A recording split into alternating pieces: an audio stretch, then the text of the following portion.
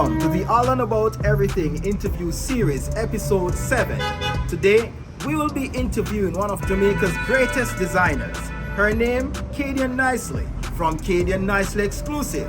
Let's go!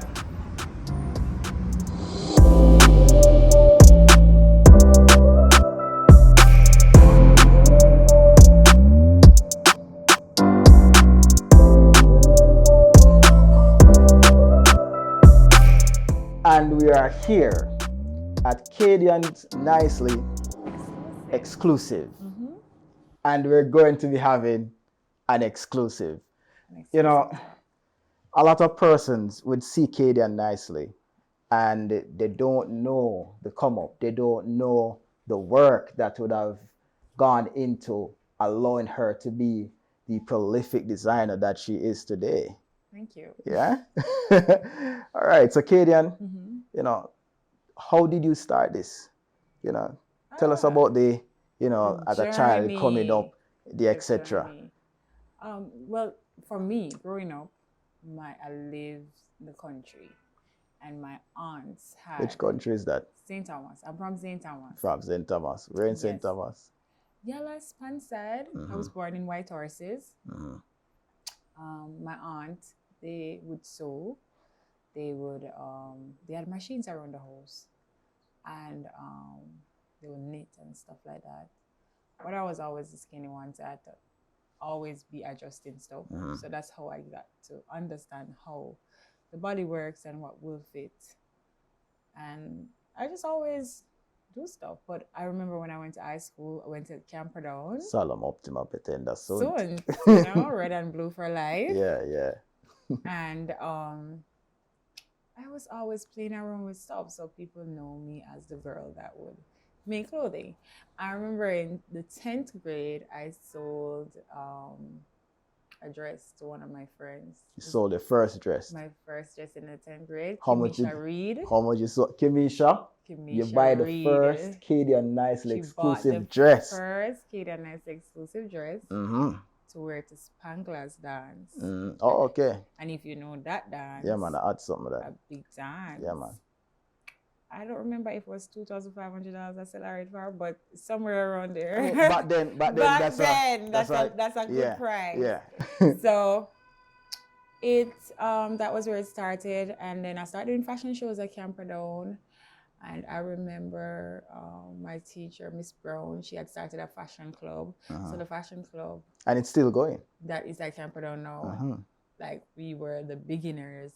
Like, when it started, it was because of her, and we were there. So the foundation, like, the moment it started, we were a part of that club. Would you say that, as a child, coming up, you say you had to take your own clothes, right? Right. Did it make you feel like,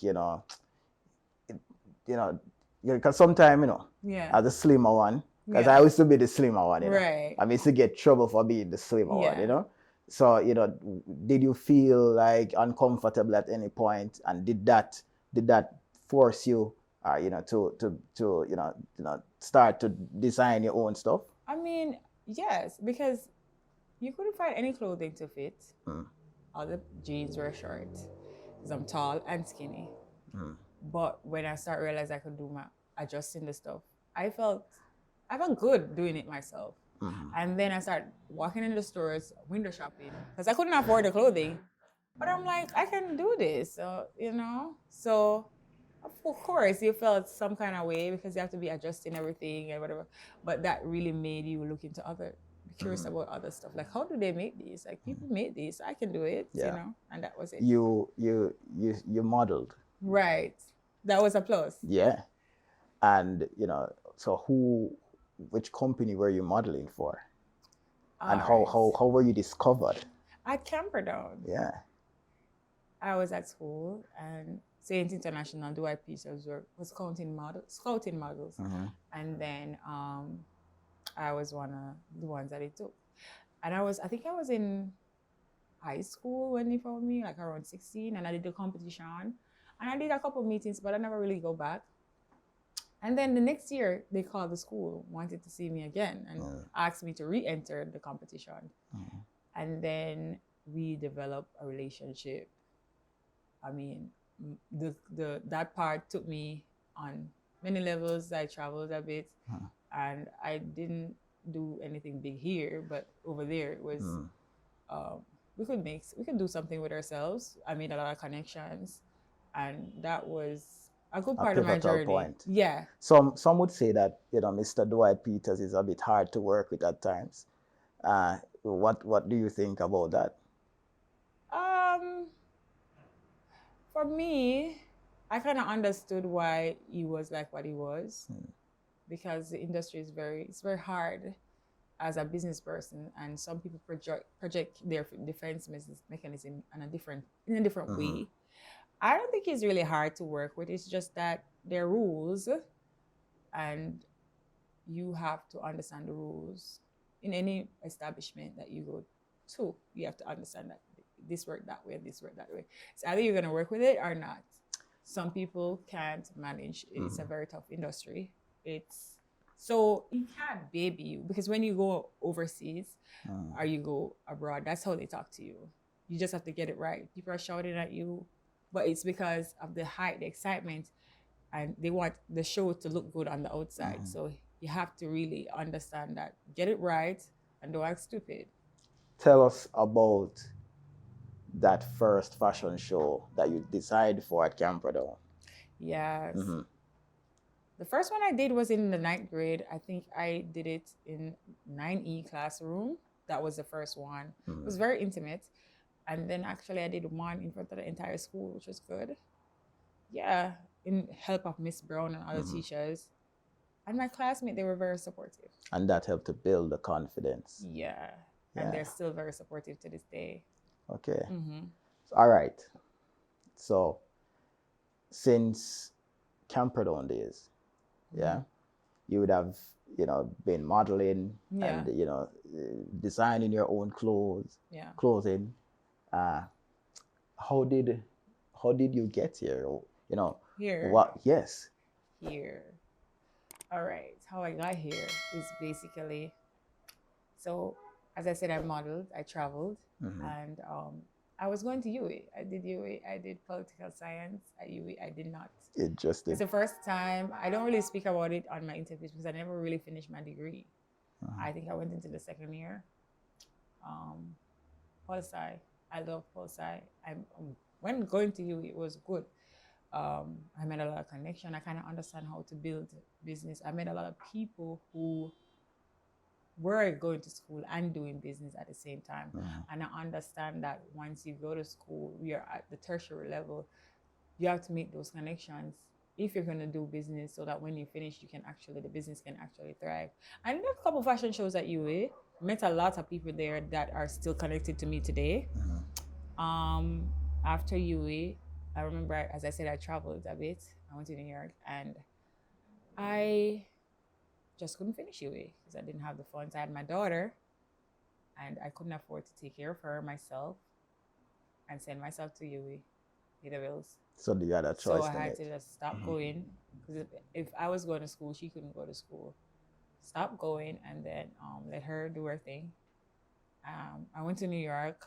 My trip to New York was not really good. Why wasn't it good? I just never felt like it was a really bad experience. The last time I went there, and I just felt like. But what I learned there is when I went there, last time I went there, I actually worked with a fellow Jamaican who's a designer, a very well-established designer. His name is Zam Barrett. Like, one of his pants costs like $700 or more. His jackets are like $3,000, and he designs for like Will Smith and is it Ricky? I don't remember. But really big names, movie stars. Yeah.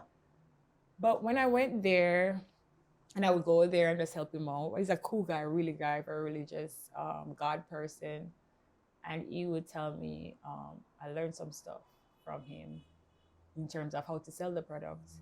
I think that was what I was lacking. And as I said, I didn't get proper training in my work. It was always just trying to catch on, but I catch on really fast because I love it, try to learn, and I catch a few things from him. And he gave me some stuff too. And I was like, how do you sell? I realized this stuff were really expensive and people were buying them. Mm. People were buying them. It's a case where I didn't understand. And he's like, if you do good quality work, people will buy them. And I said, people in Jamaica are not going to really buy these. And he's like, because you're looking for people in Jamaica. Speaking of which, there are people in Jamaica, yeah, who do buy your products. They do. Yeah. Yeah. Name some of these people. We have Casey Bennett, Elaine Thompson, Nadine Sutherland. I work with artists like Chanel, Beanie Man, The Angel. A lot of good prominent names. Most of my clients are business owners, doctors, and lawyers. And it's not a problem for them as long as the work is good and the customer service is great. I'm not saying that you're gonna have probably around 5 or 10 people who are probably not satisfied, but at the end of the day, it's how you deal with the situation. At the end of the day, because it's business, you're not gonna please everybody. There's no way you can please everybody, because what you might offer is not what they want or what they expected. But I try to resolve every issue the best way I can. If it's not refund or just to make it work, so they don't feel like, oh, I wasted my time and my energy right here. And as I said, sometimes it don't really work out, but they do come back, and that is the most important part. They do come back. So despite the talent, the raw talent, the customer service. The customer service is very important. It's very important to have a relationship with your clients, especially my clientele. What we're selling they can't find it anywhere else. And also, if they do, it also comes with a lot of perks. So the customer service is super. We have to try to make it they understand. So if something goes wrong, we try to resolve it. Lovely. It's not, oh no, this is not how it works. No, it's like I kind of work with them so to get what they want and what I want, so we both win. Lovely. Tell us some of the fashion shows that you would have worked on. Oh, in terms of I did Style with Jamaica. In terms of while modeling, or in no, in terms of some of the fashion shows that your work would have been displayed on. Oh yeah, Style with Jamaica. I remember one time I did a Yellow Pages did a fashion show when Dexter Passenger was alive. I did that fashion show when he was here. Yeah, I did Style with Jamaica, International Makeup Style, a lot. All right. So like fashion block. Where do you see Kadian Nicely in the next 10 years? Where do you want Kadian Nicely to be in the next 10 years? Oh wow. The thing about me is that I have dreams, but it's like it's too much to even talk because a lot of people wouldn't believe. I usually said I wanted a store and I wanted my own factory, and to be honest, I just woke up one morning and got it. So I want a mall with my name on it. Yeah. Like when you go to when you travel and you see H&M, you see 4 stores up. Yeah. That's what I want for Kadian Nicely. Lovely. I mean, it sounds great and big, but that's what I want. No man, always dream big. That's really what I want. Yeah. I'm literally just starting out. Yeah. Yeah. So that's what I want. A mall. Yeah. How I'm gonna get it, I really don't know yet, but I know it's gonna happen. All right. So this is location 1. Yeah. And naturally there's going to be more locations. I'm assuming in Montego Bay. Yes. Yeah. So I mean, people, as you can see, these are fantastic designs, and the personality behind them adds to the genuinity that will be on display, when you go out on the road. So I mean, check out Kadian Nicely. Exclusive. Yeah, exclusive, right? Get the Chanel mirror style, Right. Yeah. Yes. All right. I mean, naturally, there are times when things get a bit hard in terms of business. How do you keep yourself motivated? It's hard. I have people around me, and I have a business partner. He helped me get this spot, and is here to make sure, because I don't know any. I didn't, as I said, I went to school for politics and I don't know anything about business. I didn't even know how to market my stuff until I met Nico Kelly, who's Bootleg Rockstar, and my friend Selena, who's Rainbow Pony on Instagram. I had no idea how to sell anything. I was just waiting on people to come to me. When I met them, that's how I learned how to market myself on Instagram and market myself on a whole to sell the product, because you are the product, you know? Then, so it's like a process of learning, and I can't do it by myself. So my business partner is the one that makes sure that everything gets done in terms of the paperwork, and make sure I am on the right path in terms of just getting, it's a factory, it's a plant, getting it out, you know, and doing the right thing, because I would not know what to do by myself. I just know how to design at all. Throughout your years, what has been your most memorable success? Really? Oh my God. I don't know what to say, because I really count myself every single day. I think being here and getting this place is one of my successes, I should say, because I never really thought I would get the timing when it happened. I never thought it would happen, and to be here and survive Corona, I think that's strength. Lovely. Yeah. Lovely. All right. So there you have it. Kadian Nicely, owner of Kadian Nicely Exclusive, the prolific designer and the fashionista that she is, from us at All and About Everything. Again, thanks for staying with us as we look forward to many greater things. Kadian, big up yourself. Yeah?